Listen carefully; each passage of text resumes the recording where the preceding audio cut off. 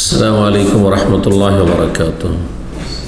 बिस्मिल्लाहिर्रहमानिर्रहीम। अल्हम्दुलिल्लाह वस्सलातु वस्सलामु अला रसूलिल्लाह व अला आलिहि व सहबिहि अजमाइन व बाद। সম্মানিত শ্রোতা দর্শক মণ্ডলী, আল্লাহ রাব্বুল আলামিনের প্রশংসা এবং প্রিয় নবী সাল্লাল্লাহু আলাইহি সাল্লামের উপর সালাতু ওয়া সালামের পর আজ সোমবার 30 শাওয়াল 1446 হিজরি মোতাবেক 28 এপ্রিল 2025 আমাদের ধারাবাহিক প্রশ্ন উত্তর পর্ব 10টি প্রশ্ন উত্তর দেব ইনশাআল্লাহ। আল্লাহ রাব্বুল আলামিন যেন সঠিক কথা বলার তৌফিক দান করেন।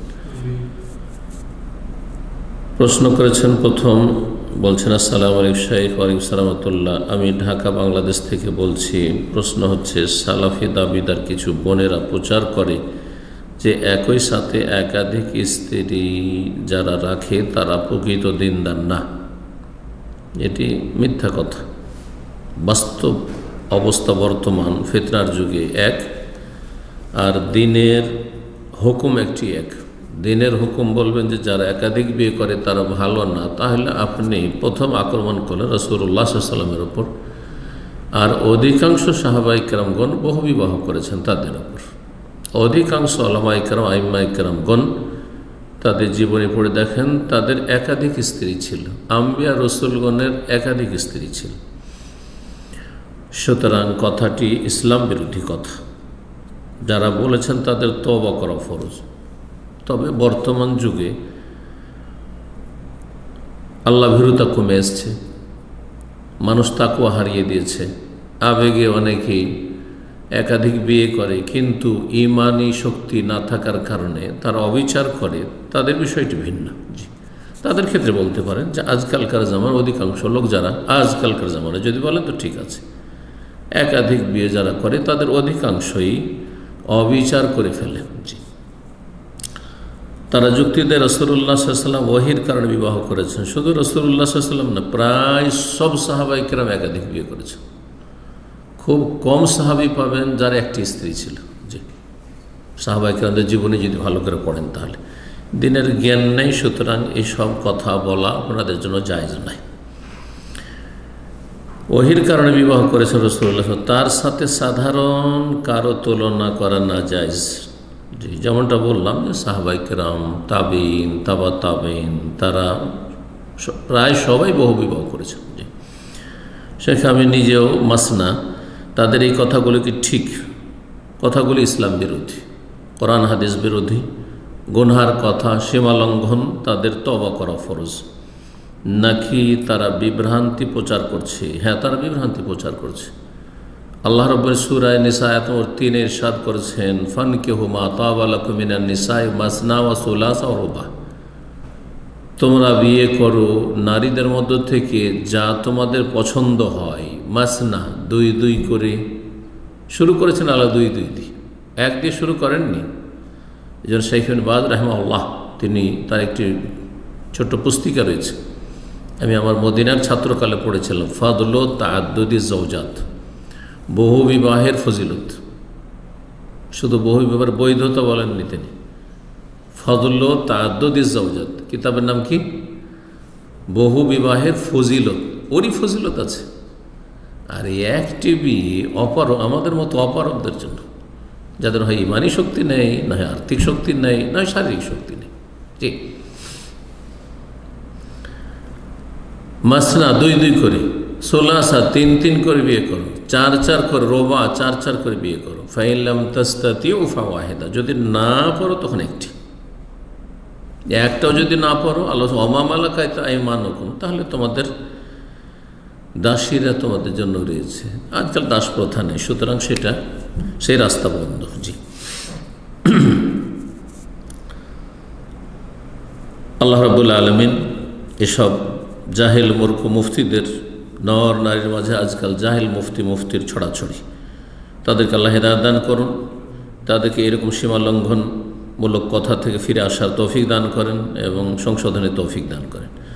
2 নম্বর প্রশ্ন, বলছেন আসসালামু আলাইকুম শাইখ। ওয়ালাইকুম আসসালাম। আমি বাংলাদেশ থেকে বলছি। আমার একটা প্রশ্ন ছিল, কোনো গৃহপালিত পশুর জবেকৃত ছিটে ফোটো রক্ত পোশাকে লাগলে অতঃপর তা শুকিয়ে গেলে সাবান দিয়ে ধোয়ার পরেও না উঠলে ওই পোশাক পরে সালাত হবে কি? দাগ থাকলে কোনো অসুবিধা নেই। দাগ নাপাক নয়, রক্তের দাগ হোক, অন্য কোনো নাপাকের দাগ হোক, হ্যাঁ, কোনো অসুবিধা নেই। জি, এমনকি রক্ত, গৃহপালিত পশুর রক্ত দুই রকম, দামে মাসফুহ, যেটা জবাই করার সময় সবেগে বেরিয়ে আসে, এই রক্ত হারাম, আল্লাহ কোরআনে কারীমে বলেছেন। সূরা আনআমের আয়াত নম্বর 145 ইরশাদ করেছেন, আও দামান মাসফুহান, যদি এমন রক্ত হয় যেটা দামে মাসফুহ অর্থাৎ সবেগে প্রবাহিত হয়ে আসে সেটি। কিন্তু গরু বা খাসি জবাই করার পরে, মুরগি জবাই করার পরে গোস্তে যে রক্ত লেগে থাকে, ধরেন একটা কাপড়ে আপনি বা ব্যাগে গোস্ত নিলেন আর সেই রক্তগুলি লেগে আছে, এই রক্তগুলি নাপাক নয়, এগুলো গায়রে মাসফুহ। যে রক্তগুলি গোস্তের সাথে থাকে সেই রক্তগুলি নাপাক নয় গৃহপালিত পশুর। যেই পশুর গোস্ত খাওয়া হালাল সেই পশু, যেই পশুগুলির গোস্ত খাওয়া হারাম সেগুলির সবই হারাম, জি, বা নাপাক। তো এই ছিল প্রশ্ন, যার উত্তর বললাম। 3 নম্বর প্রশ্ন বলছেন, আসসালামু আলাইকুম। ওয়ালাইকুম আসসালাম ওয়া রাহমাতুল্লাহ। আমি আপনার নিয়মিত লেকচার শুনি, আমি চট্টগ্রাম থেকে বলছি। আমার প্রশ্ন, আমার মার কাছে আমি থাকি, উনি দ্বিতীয় বিবাহ করেছেন, দ্বিতীয় স্বামীর থেকে 2টা সন্তান হয়, 1 মেয়ে 1 ছেলে। এখন প্রশ্ন, ওই মেয়ে কি আমার জন্য মাহরাম না নন মাহরাম? অবশ্যই মাহরাম। ভাই বোন 3 রকমের, আপন ভাই, মা বাবা দুটোতে শরিক আপন ভাই বোন, বৈমাতৃয় ভাই বোন, বৈমাতৃ মানে মা আলাদা আলাদা, যেটাকে সৎ ভাই বোন বলা হয়। আর একটি হচ্ছে বৈপিত্রীয় ভাই বোন। তো আপনার এই ভাই বোনেরা হচ্ছে বৈপিত্রীয়, পিতা আলাদা আলাদা কিন্তু মা আপনার একই। যেই মায়ের পেট থেকে এই বোন ভূমিষ্ঠ হয়েছে সেই মায়ের গর্ভে আপনিও থেকেছেন, সুতরাং আপনার বোন অকাট্য হারাম এবং আপনি তার মাহরাম। জি, আপনার একটি লেকচারে শুনেছিলাম নিজের পিতার পরিচয় গোপন করা যাবে না। হ্যাঁ, এটা আপন জায়গায় ঠিক আছে। এখন আমার কি উচিত নিজের আসল বাবার পরিচয় তাদেরকে বলা? হ্যাঁ, অবশ্যই বলতে হবে। যেখানে কেউ জিজ্ঞাসা করবে আপনার আসল বাবার পরিচয় দিবেন। আমার পরিচয় ও দ্বিতীয় বিবাহিত বাবার সাথে সম্পর্কিত করা হয়েছে, যারা করেছেন এটা নাজায়েজ কাজ করেছে। কাগজপত্র অন্যের নামে অন্যকে বাবা সাজিয়ে নিয়ে করে নেওয়া, এটা হারাম কাজ। দ্বিতীয় বাবাও জানে না যে আমি যে জানি এই দ্বিতীয় বিবাহ করেছে সেই কথা, কারণ আমি তখন ছোট ছিলাম, যে কোনোভাবে জানতে পারি, অন্য মাধ্যম দিয়ে জেনেছেন না, এটা তারা নাজায়েজ হারাম কাজ করেছেন, কাবিরা গুনাহ করেছেন। রাসূলুল্লাহ সাল্লাল্লাহু আলাইহি ওয়াসাল্লাম লানত করেছেন এমন ব্যক্তিদের যারা অন্যর ছেলেকে নিজের সাথে মিলিয়ে নেয়, সম্পৃক্ত করে, অথবা নিজেকে অন্য বাবার সাথে, যে বাবা নয় তার সাথে নিজেকে সম্পৃক্ত। লানাল্লাহু মান ইদ্দা ইলা গায়রি আবি, আল্লাহর লানত রয়েছে ওইসব লোকদের ওপর যারা নিজের বাপ ছাড়া অন্যকে বাপ বলে পরিচয় দেয়, নিজের ছেলে ছাড়া অন্যের ছেলেকে নিজের ছেলে বলে পরিচয় দেয় যে এটা আমার ছেলে। আদর স্নেহ করে কাউকে ছেলে মেয়ে বলা, আদর সম্মান করে কাউকে বাবা মা বলা, সেটি ভিন্ন বিষয়। যেমন শ্বশুর শাশুড়িকে বাবা মা বলা, অথবা বড়োদেরকে বাবা বলা, ছোটদেরকে মা মামনি বলা, অথবা আর কিছু বলা, ছেলে হে বৎস, কিন্তু আপনি নিজের সাথে সম্পৃক্ত করতে পারেন না, লানত রয়েছে। 4 নম্বর প্রশ্ন বলছেন, আসসালামু আলাইকুম ওয়া রাহমাতুল্লাহ রাহমাতুল্লাহ, দোয়া কবুল হবে না এমন ধারণা কি কাবিরা গুনাহ না কুফরি? যদি কোনো ব্যক্তি মুসলিম হওয়া সত্ত্বেও বলে দোয়া কবুল হবে না, কি জন্য বলছে দেখতে হবে। সে আল্লাহর রহমত থেকে নিরাশ, যে না আল্লাহ ওরা রহম করবেন না, তার আল্লাহ সম্পর্কে কুধারণা, এবং আল্লাহ রাব্বুল আলামিন এর উপরে মিথ্যা ভেবে অপবাদ দিল। আল্লাহর রহমত থেকে নৈরাশ হওয়া কাফেরদের কাজ। ইন্নাহু লা ইয়াইআসু মির রাউহিল্লাহি ইল্লাল কওমুল কাফিরুন, সূরা ইউসুফের 87 আল্লাহ ইরশাদ করেছে, ইন্নাহু লা ইয়াইআসু মির রাউহিল্লাহ, আল্লাহর রহমত থেকে নিরাশ একমাত্র হয় ইল্লাল কওমুল কাফিরুন, কাফের সম্প্রদায়, কাফের সম্প্রদায়। সুতরাং এটি কুফরি কাজ, কাফের হয়ে যায় বলা যাবে না, কিন্তু কাজটি কুফরি কাজ। জি, আল্লাহ মাফ করুন, সংশোধনের তৌফিক দান করুন। আর যদি সেটি কুফরের একটি চরিত্র হয় তাহলে সেটি কাবিরা গুনাহ। কিন্তু যদি কোনো ব্যক্তি দেখে যে আমি হারাম খাচ্ছি, সে সুদ খায়, সে ঘুষ খায়, তার ব্যবসা বাণিজ্য আয় ইনকাম সব হচ্ছে হারাম, মাতামু হারাম, তার খাবার হারাম, ও মশরাবু হারাম, তার পানীয় হারাম, ও মালবাস ও পোশাক হারাম, সে জানছে যে সব হারাম ব্যবহার করছেন, নিজে উপার্জন করেছে হারাম এবং সেগুলি সে খাচ্ছে, ফান্না ইউস্তাজাবু লিযালিক, ওর দোয়া কী করে কবুল হবে?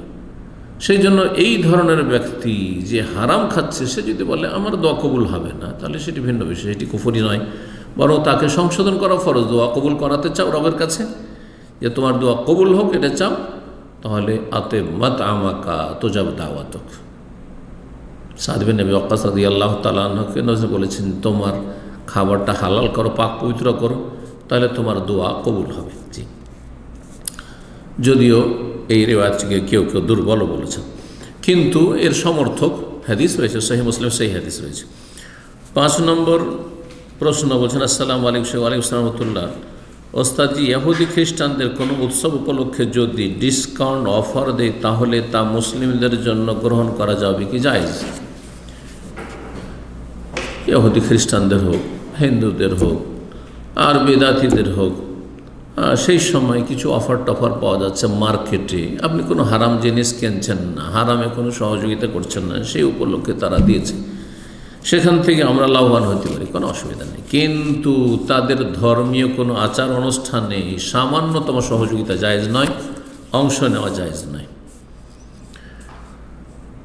মেলা দেখার জন্য যাবেন না, পৌরসভা মেলা দেখার জন্য যাওয়া হারাম, হিন্দুদের পুজোর মেলা দেখার জন্য হারাম, আপনি চার্চে যাবেন, হ্যাঁ, সব তামাশা দেখার জন্য হারাম, ইত্যাদি ইত্যাদি। এক কথায় শিরক কুফরি, যেখানে হচ্ছে আল্লাহ নাফরমানি যে গুনাহ হচ্ছে সেখানে শরীক হয়ে সংখ্যা বাড়ান, এগুলি হারাম। জি, আপনার যে কাজ রয়েছে সেই কাজ, হালাল কাজ সেরে আপনি সেখান থেকে কেটে পড়ুন। 6 নম্বর প্রশ্ন বলছেন, আসসালামু আলাইকুম শাইখ রহমতুল্লাহ, আমি ওয়াসওয়াসার শিকার, আল্লাহ শিফা দান করুন, শয়তান অনিষ্ট হতে রক্ষা করুন। মাঝে মাঝে এমন দোয়া করি যা বাস্তবতার সাথে মিলে না, যেমন সমস্ত মমিন যেন সম্পূর্ণ সুস্থ হয়ে যায়। ভালোই তো, সমস্ত মমিনদের জন্য দোয়া করেন, মমিন মুসলিমের জন্য হিতাকাঙ্ক্ষী হওয়া তো ইসলামে কাম্য, কিন্তু বাস্তবে তো সবাই সুস্থ হয় না। আরে হোক আর না হোক, আপনার এটি নিষেধ নাই কিছু। আল্লাহ রাহমাল মুসলিম, আল্লাহ মুসলিমদের রহম করো, সব মুসলিমকে আল্লাহ রহম করবেন, যে রহমত পাওয়ার যোগ্য তার রহম করবেন, কিন্তু এটি কোনো নিষিদ্ধ দোয়া না।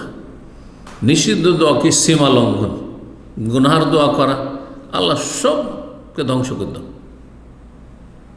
না, সব ভালো মানুষ আছে, এটা নিষিদ্ধ, সীমা লঙ্ঘন। গুনাহার কাজ, গুনাহার কাজের জন্য দোয়া করা, সম্পর্ক ছিন্ন করার জন্য দোয়া করা, আল্লাহ এর সাথে আমার সম্পর্ক রাখিও না, এই আত্মীয়র সাথে চাই না আমি, হারাম হয়ে যাবে দোয়া করা। যেমন নবী সাল্লাল্লাহু আলাইহি ওয়াসাল্লাম হাদিসে রয়েছে, দোয়ায় সীমালঙ্ঘন যেন না হয়। যদি নিজের জন্যই দোয়া করেন, আল্লাহ আমার যেন কখনো দাড়ি চুল সাদা না হয়, আমার যৌবন সবসময় যেন থেকে যায়, 100 বছরও যদি বাঁচি তবুও যেন মানে যুবকই থেকে যায়, এরকম দোয়া জায়েজ না। আল্লাহ যেন আমার মরণ না আসে, আমি মরতে চাই না, খুব ভয় লাগে, চলবে? হারাম, জি, মরতে হবে। জি, অসম্ভব কিছু চাওয়া হারাম, কিন্তু যা সম্ভব এবং শরীয়তে কোনো বাধা নিষেধ নেই, যে আপনি প্রত্যেক মুসলিমের কল্যাণের জন্য দোয়া করবেন, দুনিয়ার কোনো ভালাইয়ের জন্য, আখিরাতের ভালাইয়ের জন্য কোনো অসুবিধা নেই। জি, বলছেন যে তাহলে কি এ ধরনের দোয়া কবুল হবে? হতেও পারে, আবার নাও হইতে পারে, জরুরি নয় যে দোয়া কবুলই হবে আপনার। যদি দোয়া কবুলে বাধা থাকতে হবে না, আর দোয়া কবুল হইলেও 3 রকম করে হয়, যেটা চাইছেন সেটাই দেবেন, অথবা অনুরূপ অনিষ্ট থেকে আল্লাহ রক্ষা করবেন, যে দোয়া করেছেন সেটা দিলেন না, কিন্তু আল্লাহ বালা মুসিবত থেকে রক্ষা করলেন, অথবা আখেরাতে আল্লাহ রাখলেন, দুনিয়াতে দিতে চান না, আল্লাহ বলে তোমার দুনিয়াতে অত প্রয়োজন নেই, আখেরাতে বেশি প্রয়োজন, আখেরাতে তোমাকে দিতে চাই, সেটাও হইতে পারে। 7 নম্বর প্রশ্ন বলছেন, আসসালামু আলাইকুম রহমতুল্লাহ, যদি কোনো স্বামী স্ত্রীর মধ্যে একজন একেবারেই নামাজ না পড়ে, তাহলে কি তাদের মধ্যে অটোমেটিক তালাক হয়ে যায়? তার সাথে থাকা জায়েজই নয়, বেনামাজি সাথে সহবাস জায়েজ নয়, বেনামাজি স্বামী হইলে তার শয্যাশায়ী হওয়া জায়েজ নয়, বেনামাজি স্ত্রী হইলে তার সাথে শয্যাশায়ী হওয়া জায়েজ নয়, হারাম। ফালা তারজিউন আল কুফার, যারা ইসলামে চলে এসছে তাদেরকে কাফের কাছে ফিরিয়ে দিও না। জি, এর চাইতে বড় ফিরিয়ে দেওয়ার কি হইতে পারে? যে যার কুফরি সম্পর্কে কোনো সন্দেহ নেই, যারা একেবারে নামাজ পড়ে না, একেবারে নামাজ 5 ওয়াক্ত 1 ওয়াক্ত পড়ে না, তারা কাফের, বড় কাফের। সুতরাং তাদের সাথে সংসার করা জায়েজ নয়। বিবাহ বিচ্ছেদ তার সাথে আপনি সোজা চলে আসেন, ইসলামিক আদালত থাকলে ইসলাম আদালত বিবাহ বিচ্ছেদের ঘোষণা করে দিবে। জি, আল্লাহ যেন মুসলিমদেরকে তৌফিক দান করে ইসলাম আইনের বাস্তবায়নের, যাতে অসৎ লোকেরা সোজা হয়ে যায়। বলছেন যে আমি আজকে জুম অ্যাপের মধ্যে একটি প্রশ্ন করেছিলাম, কিন্তু শেষ পর্যন্ত প্রশ্নের উত্তর আমি শুনতে পারি নাই, তার আগেই লিভ নিয়েছিলাম। যাই হোক, এটি প্রশ্ন ছিল আপনার। 8 নম্বর প্রশ্ন বলছেন, আসসালামু আলাইকুম। ওয়ালাইকুম সালাম ওয়া রাহমাতুল্লাহ। কোনো মুসলিম যদি তওবা করার পরেও বড় শিরকের গুনাহ করে, এরপর আবার তওবা করে, তাহলে কি আল্লাহ তওবা কবুল করবেন? আল্লাহ কি তাকে ক্ষমা করবেন? আর শিরক থেকে বাঁচার উপায় কি জানার উপকৃত? শিরক থেকে বাঁচার উপায় যে তাওহীদ। যদি কেউ জিজ্ঞাসা করে যে আমার শরীরে আর কাপড়ে পেশাব পায়খানা লেগে আছে, তো এতে থেকে রক্ষার উপায় কি? যে আপনার শরীরটাকে ধুয়ে গোসল করে নেন, আমার কাপড়টাকে ধুয়ে পরিষ্কার করে নেন।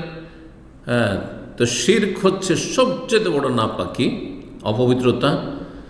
আর সবচেয়ে বড় পবিত্রতা হচ্ছে তাওহীদ, লা ইলাহা ইল্লাল্লাহর বাস্তবায়ন। এক আল্লাহর ইবাদত করবেন, সার্বিক জীবনে তাওহীদ প্রতিষ্ঠা করবেন, তাওহীদের বাস্তবায়ন করবেন, আর এক রাসূল সাল্লাল্লাহু আলাইহি ওয়াসাল্লামের তরিকায় জীবনযাপন করবেন। তো একজন মানুষ যদি বারবার শিরক করে বা বারবার কোনো গুনাহ করে, তো তওবা কবুল হবে কি না, এর লক্ষণটা খারাপ। যে হতে পারে তওবা নসিব হবে, লক্ষণ খারাপ, কিন্তু তওবা কবুল হবে না এই কথা বলা যাবে না। একাধিকবার ভুল করার পরে, অন্যায় করার পরেও তওবা কবুল হইতে পারে। সবচেয়ে বড় অন্যায়, সবচেয়ে বড় পাপ হচ্ছে শিরক, কুফরি। একাধিকবার কেউ কুফরি করলো আর আবার তওবা নসিব হলে হতে পারে। সাহাবায়ে কেরামদের আমলে এমনটা হয়েছে বাস্তবে। রাসূলুল্লাহ সাল্লাল্লাহু আলাইহি ওয়াসাল্লামের কাছে ইসলাম গ্রহণ করেছেন, আর তারপরে মোরতাদ হয়েছে, তারপরে আবার ইসলাম ফিরে এসছে। আর তাদের জীবনী তো রয়েছে, কিছু কিছু এমন সাহাবী রয়েছে যে হাসনা ইসলাম, তারপরে তার সুন্দর ইসলাম হয়ে গেছে। জি, এই ঘটনা আছে, সালাফদের মাঝে এরকম মেলা ঘটনা আছে। তো বাস্তবেও আছে। শরীয়তে তওবার রাস্তা অতক্ষণ খোলা আছে যতক্ষণ পর্যন্ত প্রতিটি মানুষের সামনে মৃত্যুর মুহূর্ত ঘনিয়ে আসেনি। ইকবাল তওবাতুল আবদি মা লাম ইউগারর, বান্দার তওবা কবুল যতক্ষণ পর্যন্ত কণ্ঠনালীতে আত্মা পৌঁছে যায়নি, মানে মালাকুল মউতকে দেখে নেয়নি। একেবারে অসুস্থ থাকে, সিরিয়াস অসুস্থ রয়েছে, মরণ অবস্থা, কিন্তু এখনও মালাকুল মউত আসেনি, তওবা দরজা খোলা আছে, হুঁশ থাকলে এখনও তওবা করতে পারে। কিন্তু যখন মালাকুল মউতকে দেখে নিবে, আযাবের ফেরেশতাকে দেখে নেবে, তখন আর তওবা কবুল হবে না। কারণ তখন আখিরাতের দরজা তার জন্য খুলে গেছে, এখন আখিরাতে যেতে হবে। সুতরাং আর দুনিয়ার কাজের কোনো সুযোগ নেই। জি, যেমন ফেরাউনের তওবা কবুল হয়নি, আল্লাহ বলছে আল আন, এখন এই ডুবছো, তখন আযাবের ফেরেশতা দেখেনি, তখন ওয়াকাদ আসাইতা কাবুলু, সারা জীবন তুমি নাফরমানি করে বিরুদ্ধাচরণ করতে থাকলে, তাগুত সীমা লঙ্ঘনকারী, ওয়াকুনতা মিনাল মুফসিদিন, সারা জীবন তুমি বিশৃঙ্খলা ফাসাদ সৃষ্টি করতে থাকলে।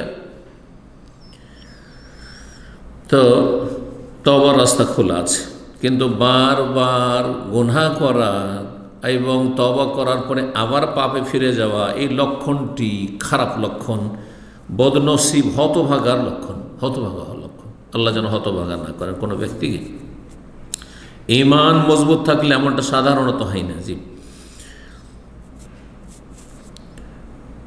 বলছেন 9 নম্বর প্রশ্ন, আসসালামু আলাইকুম শেখ ওয়ালাইকুম সালাম ওয়া রাহমাতুল্লাহ। মাসবুক ব্যক্তির ক্ষেত্রে মাগরিবের সালাতে তৃতীয় রাকাতে অংশগ্রহণ করলে যে বৈঠক পায়, সেখান থেকে দাঁড়ালে কি রাফুল আদায় করতে হবে? যেহেতু এটি তো তার প্রথম রাকাত ছিল, হাদিসে রয়েছে ইবনে ওমর রাদিয়াল্লাহু তাআলা ওয়াইজা কামা মিনা রাকাতাইন রাফাহুমা কাযালিক, যখন 2 রাকাত পড়ে উঠতেন তখন রাফাদান করতেন। আপনি যখন 1 রাকাত হয়েছে, যদি আত্তাহাত সেখানে ছিল, কিন্তু সেটা আপনার আত্তাহাত না, সেটা ইমাম বা অন্যান্য মুক্তি যারা শুরু থেকে তাদের আত্তাহাত, তারা সেখানে রাফাদান করবে, কিন্তু আপনার রাফাদান সেটি ক্ষেত্র নয়। সেই জন্য সহিহ সুন্নাহর কাছাকাছি মাসলা হচ্ছে যে আপনার 2 রাকাত পড়ে অথবা 2 রাকাত পড়ে যখন আপনার হবে আত্তাহাত তাশাহুদ হবে তখন আপনি করেন, আর না হলে ফাইন করবে না। 2 রাকাত যখন পড়লেন তখন হয়তো আপনার আত্তাহাত নাই, হইতে এমনও হইতে পারে ইমামের ইক্তেদা করতে গিয়ে তো রাফাইল দেন নাই, আত্তাহাত পড়লেন আর 2 রাকাত হচ্ছে তখন রাফুল আযান করবেন। রাফুল আযান সুন্নাত, আপনি যেখানে নিশ্চিত যেখানে সুন্নাত সেখানে করবেন, আর অনিশ্চিত যেখানে সেখানে সুন্নাত করতে গিয়ে বিরাট হয়ে যাবে। 10 নম্বর সর্বশেষ প্রশ্ন বলছেন, আসসালামু আলাইকুম সালাতুল্লাহ, আমাদের সমাজের সামান্য কিছু লোক ছাড়া প্রায় সকলেই মযহাবের অনুসরণ করে, এমনকি সমাজের এক পাশে আমরা বাধা দেওয়া সত্ত্বেও এক পীরের মাজার তৈরি করেছি। মযহাবে তো আর মাজার টাজার নেই, তাহলে মযহাবের নামে এই যে পীর আর মাজার, এগুলি মযহাবের নামে জালিয়াতি, এবং এরা নকল হানফি নকল শাফি। কারণ হানফি শাফিদের মধ্যে মাজার পূজাটা আছে, হাম্বেলিদের মধ্যে মাজার পূজা নেই। মালিকির জানি না, কারণ আফ্রিকা কোনোদিন সফর করিনি। হ্যাঁ, কিন্তু শাফি যেমন দক্ষিণ ভারতে কেরালা তামিলনাড়ুতে শাফি আছে, আর আপনার শ্রীলঙ্কা মালদ্বীপে শাফি আছে, এসব দেশে পীর মুরিদি আছে, আর মাজার পূজা আছে। এগুলোতে শাফিদের মধ্যেও বেরলবি আছে, মাজার পূজারই আছে। যেমন হানাফি সমাজে উত্তর ভারত, পূর্ব ভারত, পশ্চিম ভারত, উত্তর ভারত আর বাংলাদেশ, পাকিস্তানে, আফগানিস্তান, এইসব দেশগুলি, ইরান, যেসব হানাফি প্রধান দেশ, সেগুলিতে হানাফি মযহাবের নামে মাজার পূজা হচ্ছে। এরা হানাফি নয়, জি, এরা পথভ্রষ্ট। জি, হানাফি হলে খাঁটি হানাফি হচ্ছে ফিকহি মাসলা মাসাইলে আপনি হানাফি মযহাব ফলো করছেন, কিন্তু আকীদা আবু হানিফার আকীদা হইতে হবে। আবু হানিফার আকীদা ইমাম তাহাউই বর্ণনা করেছেন, তা সালাফি আকীদা। সুতরাং আমাদের সাথে আপনাদের আকীদার, হ্যাঁ, আহলে হাদিসদের সাথে যদি খাঁটি হানাফি হয়ে যান, তাহলে আকীদার কোনো ভিন্নতা থাকা মোটেই বাঞ্ছনীয় না, হইতেই পারেন না। ইমাম তাহাবির সাথে আমাদের আকীদার কোনো ইখতিলাফ নেই। ইমাম তাহাবি তো হানাফি, আমলে হানাফি, তিনি রফেদান না করেননি। হ্যাঁ, এবং তিনি ফজরের সালাত ফরসা করে পড়ার কথা বলেছেন। হানাফি মযহাবে যেসব ফিকহি ফতোয়া আছে, কিন্তু আকীদাই তো আপনাদের মতো বিভ্রান্ত না, জালিয়াতি করেন নাই। সুতরাং আল্লাহর রাস্তায় যদি হানাফি হইতে হয় তো খাঁটি হানাফি হন, আকীদা তো আবু হানিফাকে অনুসরণ করেন, আর মাসলাকেও মযহাবেও আপনি আবু হানিফাকে অনুসরণ করেন। আর কাটছাট করে আকীদাতে মাতুরিদি, সুফি, নকশবন্দি, চিশতি, আর অমুক তরিকা, অমুক তমুক তরিকা, শিরকি কুফরিতে ভরা, আর পীর মুরিদের ধর্ম ব্যবসা, আর এদিকে সামান্য কিছু ফিকহি মাসলা মাসাইল আপনি হানাফি, তাও আবার চরমপন্থী হানাফি, মযহাবি গোড়ামি, এটাও আবু হানিফার তরিকা না। তারা অন্ধ অনুকরণ নিষেধ করেছেন, অন্ধভক্তি দলিলবিহীন তাদের অনুসরণ করতে নিষেধ করেছেন। সুতরাং এই কথাটি যেন হানাফি ভাই বোনদের মনে থাকে যে খাঁটি হানাফি হইলে গোড়া হানফি হইতে পারেন না, হালকা হানাফি হবেন, গোড়া হানফি হবেন না। যে মযহাব মানা ফরজ, এই কথা বলবেন না। আর যদি খাঁটি হানাফি হন তাহলে শিরক বিদআত মুক্ত হবেন, পীর মুরিদ মুক্ত হবেন, আর তাওহীদুল আসমা সিফাতে এই গুমরাহিগুলো আপনাদের থাকবে না। মাতুরিদি আপনি ভ্রান্ত মতবাদে বিশ্বাসী হবেন না। আল্লাহ বোঝার তৌফিক দান করুন। তো বলছেন যে পীরের মাজার তৈরি করেছে এবং অন্য পাশে তবলিগের গোড়ামিতের জর্জরিত। হ্যাঁ, দুটোই হচ্ছে অন্ধকারে নিমজ্জিত। যেমন তবলিগের চিল্লাওয়ালারা অন্ধকারে নিমজ্জিত, মাজার পূজারীরা আরও বেশি গভীর অন্ধকারে নিমজ্জিত। আমরা কিছু যুবক সালাফি মানহাজ অনুসরণ করি শেখ, আমরা আমাদের সমাজে শিরক ও বিদআত থেকে সহি আকীদা ও মানহাজের দিকে আনতে কীভাবে দাওয়াতি কাজ শুরু করতে পারি সে বিষয়ে নাসিহা করলে খুবই উপকৃত হব। এই ক্ষেত্রে যে নাসিহাটি সংক্ষেপে করব সেটা হচ্ছে আল আহাম ফাল মুহিম। যেগুলি বেশি গুরুত্বপূর্ণ সেগুলি আগে, আর যেগুলো গুরুত্বপূর্ণ সেগুলো পরে।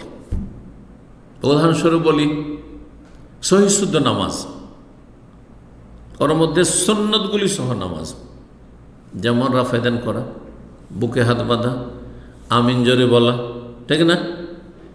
এই সুন্নতগুলি যদি দেখে তো গোড়া হানাফিদের গা জ্বলে উঠে। আপনি এগুলো নতুন সমাজে অত বেশি করতে যাবেন না, ওদের গাটা জ্বালায়েন না, একটু ঠান্ডা থাকতে দেন। জি, আল্লাহ নিরাকার, আল্লাহ সর্বত্র বিরাজমান। হ্যাঁ, আল্লাহর কাছে দোয়া করলে ডাইরেক্ট নয়, নবী ওলিয়া উলিয়ার ওসিলা করতে, এইগুলি তাদের বড় গুমরাহি, এগুলো বেশি গুরুত্বপূর্ণ, এগুলো সংশোধন করো। একটি নসিহা। দ্বিতীয় নসিহা হচ্ছে যে ইসলামে ইতিবাচক আছে, নেতিবাচক, পজিটিভ আর নেগেটিভ। পজিটিভ হচ্ছে এক আল্লাহর ইবাদত করুন এবং আল্লাহকে সবচেয়ে বেশি ভালোবাসুন। আল্লাহর ভালোবাসার দলিল প্রমাণ কি, লক্ষণ কি? রাসূলুল্লাহ সাল্লাল্লাহু আলাইহি ওয়াসাল্লামকে সবচেয়ে বেশি ভালোবাসুন আল্লাহর পরে। আপনার দুনিয়ার সমস্ত কিছুর চাইতে আর সবার চাইতে, বাপ মা স্ত্রী ছেলে মেয়ে সবার চাইতে বেশি রাসূলুল্লাহ ভালোবাসুন, মুহাব্বত রাসূলিল্লাহ। কিন্তু রাসূলুল্লাহ ভালোবাসার লক্ষণ কি, দলিল কি এবং নীতিমালা কি? নবী সাল্লাল্লাহু আলাইহি ওয়াসাল্লামে অনুসরণ করা ফরজ, নবীর নিঃশর্ত অনুসরণ ছাড়া জান্নাতে পাওয়া যাবে না। ইতিবাচক এগুলো আলোচনা, ইতিবাচক আগে বলবেন। মুহাব্বত রাসূল বলেন, আপনার সাথে কেউ ঝগড়া করবে না। আপনি ইত্তেবা রাসূলের অনুসরণের দিক বলেন, কেউ ঝগড়া করবে না। কিন্তু যখন নেগেটিভ বলবেন, তোমার নিয়ত পড়া বেদাত, তোমার জায় নামাজের দোয়া পড়া বেদাত, সম্মিলিত মোনাজাত তোমার বেদাত, এই যে কপালে হাত দিচ্ছ সালাম ফিরে বেদাত, এই যখন নেগেটিভ দিয়ে শুরু করবেন তো গায়ের জ্বালা বেশি শুরু হয়ে যাবে। তো নেগেটিভটাকে পরে করেন, নেতিবাচকগুলো একটু পরে করেন, আগে আপনি ফিলটা তৈরি করেন ইতিবাচক। হ্যাঁ, আপনার দাওয়াতি কার্যক্রমের মাধ্যমে। আমি আমার দাওয়াতের প্রথম দিকে 5 বছর ইতিবাচক শুধু এগুলোতেই চলেছি। আমার প্রথম দিকে আলোচনা দেখবেন এইরকমই আছে। জি, তৌহিদের গুরুত্ব, তৌহিদের ফজিলত, হ্যাঁ মুহাব্বত রাসূল, হ্যাঁ আল্লাহর বড়ত্ব মহত্ব, রাসূলুল্লাহ সাল্লাল্লাহু আলাইহি ওয়াসাল্লাম মর্যাদা, এই ধরনের রাসূলুল্লাহ সাল্লাল্লাহু আলাইহি ওয়াসাল্লাম অনুসরণ, ইত্তেবা, রাসূলের আনুগত্য, এইগুলো করে যখন ময়দান একটু তৈরি হলো যে হ্যাঁ এখন এদেরকে কিছু দিলে কবুল করতে পারবে, না হলে প্রথমখানে তিতা ওষুধ দিলে এরা বমি করে সব সেন্সলেস হয়ে যাবে, সব সব পালিয়ে যাবে মজলিস থেকে, কেউ হেদায়েত হবে না এরা। এই জন্য তখন নেগেটিভ দিনই, তখন বলিনি যে তবলিগ জামাত পথভ্রষ্ট, তখন বলিনি যে জামাত ইসলামী পথভ্রষ্ট, তখন বলিনি যে এই চরমনাই পথভ্রষ্ট। 5 বছর 7 বছর 2005-এ 99-এর পরে 6 বছর পরে তখন বলেছি এরা সব গুমরা পথভ্রষ্ট। জি, এটা হচ্ছে দাওয়াতি তরিকা। আল্লাহ যেন তৌফিক দান করেন। তো এখানে আজকের প্রশ্ন উত্তর পর্ব শেষ করছি। বারাকাল্লাহু ফিকুম। সাল্লাল্লাহু আলা মুহাম্মদ ওয়া আলা আলিহি ওয়া সাহবিহি আজমাইন।